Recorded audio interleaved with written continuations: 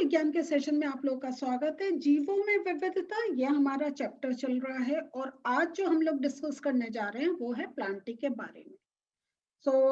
आप लोग की बुक रेडी है? प्लीज आप लोग जब भी ये हमारे साइंस के सेशन अटेंड करते हैं तो अपने साथ अपनी बुक रखा करें, क्योंकि हम अपने नोट्स और बुक दोनों साथ लेकर आपको समझाते हैं। और आप साथ में अपनी बुक रखेंगे तो इम्पोर्टेंट पॉइंट्स मार्क करने में हेल्प मिलेगी। और कभी कभी हम अपने नोट्स आप जब हमारे स्लाइड से इस स्क्रीन पर देखेंगे और साथ में बुक से एक उनके पिक्चर्स देखते जाएंगे तो आपको इजीली समझ में आएगा। बच्चों, आज का सेशन स्टार्ट करते हैं और हम सबसे पहले अपनी बुक खोलते हैं।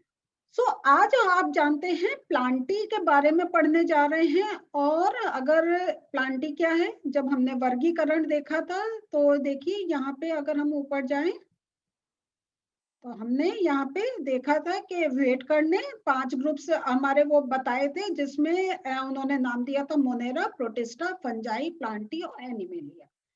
और जब हम ये आपको पढ़ा रहे थे तब आपसे कहा था कि प्लांटी और एनिमेलिया का हम डिटेल में समझेंगे, क्योंकि इनके और हमें सब कैटेगरीज को डिटेल में समझना है। तो मेरे ये वाला सेशन और इसके बाद वाला सेशन में हम प्लांटी डिस्कस करेंगे और उसके बाद वाले सेशन में हम एनिमेलिया के बारे में डिस्कस करेंगे। क्लियर हुआ? तो बच्चों, प्लांटी का समझने के लिए चलिए हम अपने इस पॉइंट पर आते हैं। तो ये प्लांटी का समझने से पहले मैं आपको चार्ट दिखाना चाहती हूँ जो आपकी प्लांटी के बिल्कुल एंड में दे रखा है। तो यहाँ पे प्लांटी मीन्स प्लांट्स, पादप पौधों के बारे का अब हमें वो क्लासिफिकेशन समझना है। तो यहाँ पे देखें जो अब जो प्लांट्स है, पादप है, इनको कैसे क्लासिफाई करा गया। तो सबसे पहले ये देखा गया है कि जो पौधा है उसका शरीर बिना विभेदन के है या उसका विभेदित शरीर है, पादप शरीर है। इसका अर्थ हुआ कि उसमें हमें जो उसके रूट्स, स्टेम, लीव्स विजिबल हैं या नहीं है। तो यहाँ पे अगर विजिबल नहीं है, वो हमें दिखाई नहीं दे रहे हैं, उसमें है भी नहीं कि क्लियर हमें वो स्ट्रक्चर दिखाई दे रहे हैं, वो एक ग्रुप हो गया। और अगर वो हमें उसका विभेदीकरण एक सामने दृष्टिगोचर है तो वो एक सेकंड ग्रुप हो गया। तो अगर हमें रूट्स, स्टेम्स ये सब नहीं दिखाई दे रहे हैं, उसका एग्जाम्पल आ जाता है प्लांट्स में थैलोफाइटा, जिसको आज हम डिटेल में समझेंगे। फिर अगर पौधों का अब फर्दर क्लासिफिकेशन चल रहा है कि अगर हमें वो पौधा विभेदित दिखाई दे रहा है तो उसमें आगे हम देखते हैं कि विभेदन तो दिखाई दे रहा है, उसमें स्टेम्स दिखाई दे रहे हैं, लीव्स दिखाई दे रहे हैं, लेकिन क्या उनमें संवहनी ऊतक प्रेजेंट है? अगर संवहनी ऊतक नहीं प्रेजेंट है, बिना उसके है, तो वो एग्जाम्पल आ गया आपका ब्रायोफाइटा। और संवहन ऊतक है तो फिर से हमने उसको दो कैटेगरी में देखा बीज के आधार पर कि उनमें बीज प्रेजेंट हैं या नहीं है। अगर बीज प्रेजेंट नहीं है, उसका एग्जाम्पल आ गया टेरिडोफाइटा। बीज प्रेजेंट है तो हमने फिर देखा कि वो जो बीज है वो नग्न बीज है या फलों के अंदर है, मीन्स उसमें एक सीड कोट है, वो एक किसी कवर के अंदर है या बिना, वो खुले सीड्स हैं। तो अगर खुले सीड्स हैं उनका एग्जाम्पल आ गया जिम्नोस्पर्म। और फिर अगर बीज बंद है, एक कवरिंग के अंदर, एक फल के अंदर बंद है, फिर हमने देखा वो दुई बीज पत्र है या एक बीज पत्र। मीन्स दुई बीज पत्र और एक बीज पत्र को हम मोनोकोटिलिडन और डाइकोटिलिडन बोलते हैं। क्लियर हो गया? तो वो एक बीज पत्री है या दुई बीज पत्री है। तो इस प्रकार ये डिफरेंट कैटेगरीज आई कि उनमें विभेदीकरण है या नहीं, संवहन ऊतक है या नहीं, बीज बन रहे हैं या नहीं, या वो एक बीज पत्री है या दुई बीज पत्री है। ये 4 कैटेगरीज पे प्लांट्स का क्लासिफिकेशन हुआ है। तो आज जो हम लोग डिटेल में समझने जा रहे हैं वो थैलोफाइटा, ब्रायोफाइटा और टेरिडोफाइटा के बारे में हम समझने जा रहे हैं। तो यहाँ पे देखिए अब हम लोग आते हैं। तो यहाँ पे देखिए प्लांटी का ये जो अभी मैंने आपको बताया कि किस आधार पे प्लांट्स का क्लासिफिकेशन करा गया है, वो इसी पैराग्राफ में समझाया हुआ है। तो और इसका मैंने एक नोट बना रखा है, तो मैं नोट से आपको समझाती हूँ। तो पौधों का विभिन्न स्तर का वर्गीकरण किस प्रकार है? पहला स्तर है पादप शरीर के प्रमुख घटक पूर्ण रूपेण विकसित एवं विभेदित हैं या नहीं।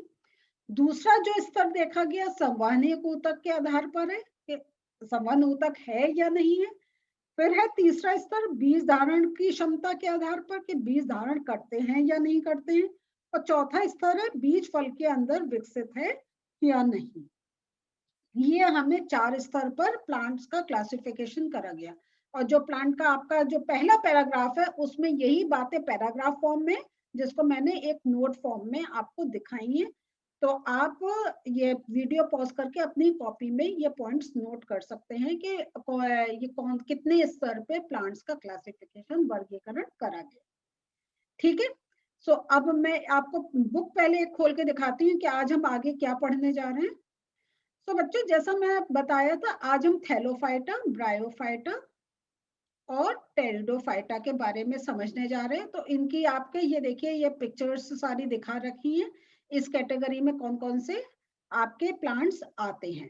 तो ये सब क्या अगर हम एक कंपेयर करके तीनों को साथ में पढ़ेंगे तो इजीली समझ में आएगा। तो मैं आपको नोट से समझाती हूँ इस चीज को। तो बच्चे यहाँ पे देखिए जो आपका थैलोफाइटा, ब्रायोफाइटा, टेरिडोफाइटा का जो है यहाँ पे देखिए इनका यही जो इंपॉर्टेंट पॉइंट्स हैं वो आपके सामने हैं, ज्यादा आप कंफ्यूज नहीं होइए। तो यहाँ पे थैलोफाइटा का बारे में अगर आपको लिखना हो तो आप ये लिखेंगे शारीरिक संरचना में विभेदीकरण नहीं पाया जाता।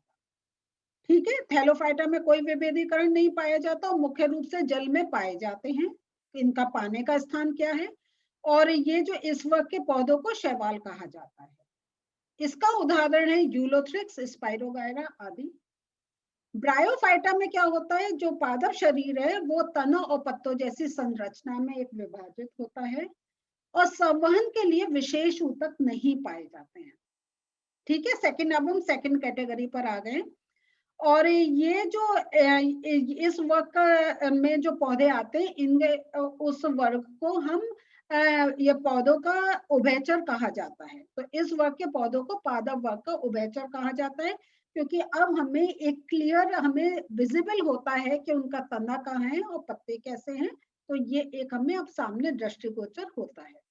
इसका उदाहरण आ गया मॉस, मार्केशिया आदि। टेरिडोफाइटा का क्या आ गया? पौधों का शरीर जड़, तना तथा पत्ती में विभाजित होता है। देखिए ब्रायोफाइटा में अभी हमने जड़ का नाम नहीं लिया था लेकिन टेरिडोफाइटा में अब हमें जड़ भी मिलने लग गई है और संवहन के लिए हमें ऊतक भी मिलने लग गए हैं।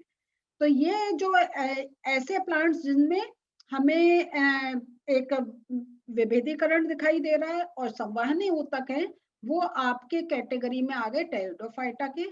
और उसके उदाहरण है मार्सिलिया, फर्न आदि। तो आपको आप एक काम करिए अपना बुक खोल लिए सामने और इनकी जो पिक्चर्स हैं वो भी साथ में देखते जाएं तो आपको एक क्लियर होगा। और मैं भी आपको एक बार खोल के दिखाती हूँ। तो यहाँ पे देखिए ये हमारे थैलोफाइटा। तो ये हमें इस टाइप से दिखाई देते हैं, मेन शैवाल होते हैं। और ये आपको एक बड़ा साइज करके दिखाई दिया, बहुत माइन्यूट से होते हैं कि हम इनका नहीं एकदम पता कर सकते हैं कौन सा उनका स्टेम है, कौन से उनके लीव्स हैं। फिर हम देखिए यहाँ पे हमारा ब्रायोफाइटा आया जिसमें हमें उनकी लीव्स और ये थोड़ा स्टेम ये विजिबल होने लग गया।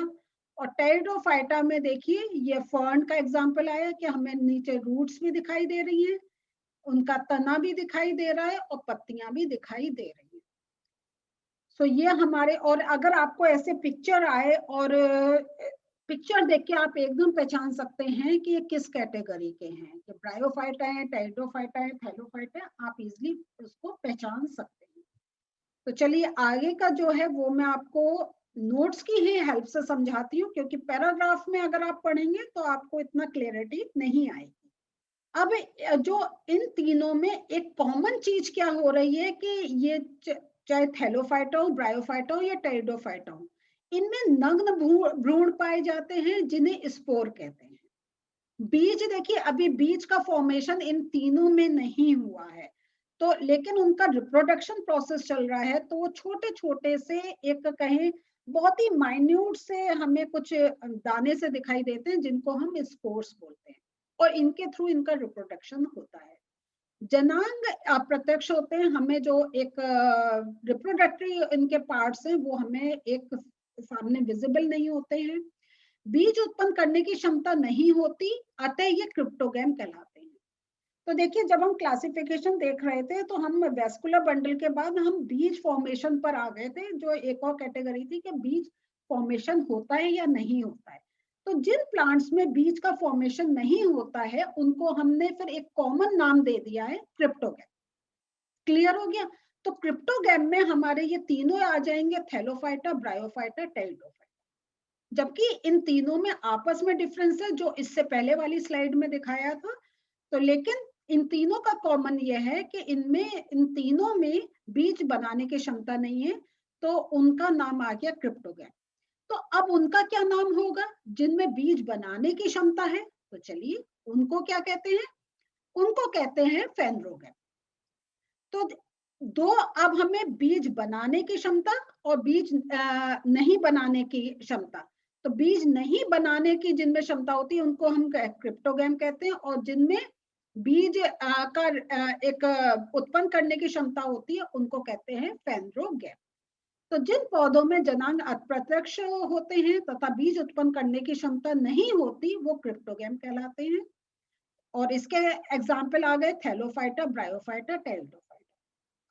और वे पौधे जिनमें जनन ऊतक पूर्ण विकसित एवं विभेदित होते हैं तथा जनन प्रक्रिया के बाद बीज उत्पन्न करते हैं, वो हो गए फेनरोगैम। और इनके उदाहरण आ गए आपके जिम्नोस्पर्म और एंजियोस्पर्म। क्लियर हुआ आपको? सो यहाँ पे अब मेरा जो नेक्स्ट सेशन होगा उसमें हम डिटेल में समझेंगे जिम्नोस्पर्म और एंजियोस्पर्म के बारे में। लेकिन थोड़ा सा आप देख लें कि ये जो जिम्नोस्पर्म और एंजियोस्पर्म है, इसमें जो डिफरेंस आ रहा है वो आ रहा है कि इनका जो सीड है वो एक प्रोटेक्टिव कवरिंग में है या नहीं है। तो यहाँ पे देखें, ये इसको हम कहते हैं नेकेड सीड, कोई कवरिंग नहीं है। लेकिन यहाँ पे आप देखेंगे तो ये क्या है, ये ओवरी वॉल से ढका हुआ है पूरा ये सीड का स्ट्रक्चर। तो ये आ जाता है आपका डिफरेंस जिम्नोस्पर्म और एंजियोस्पर्म में। तो नेक्स्ट सेशन में इसको डिटेल में समझेंगे। सो बच्चों, आज हम लोगों ने 3 कैटेगरी देख ली हैं, और उसमें हमने देखा है कि अभी इन 3 कैटेगरीज में हम बीज उन पौधों में बीज बनाने की क्षमता नहीं है। तो अगले सेशन में जिम्नोस्पर्म और एंजियोस्पर्म के बारे में डिस्कस करने जा रहे हैं। मिलते हैं फिर से, बाय।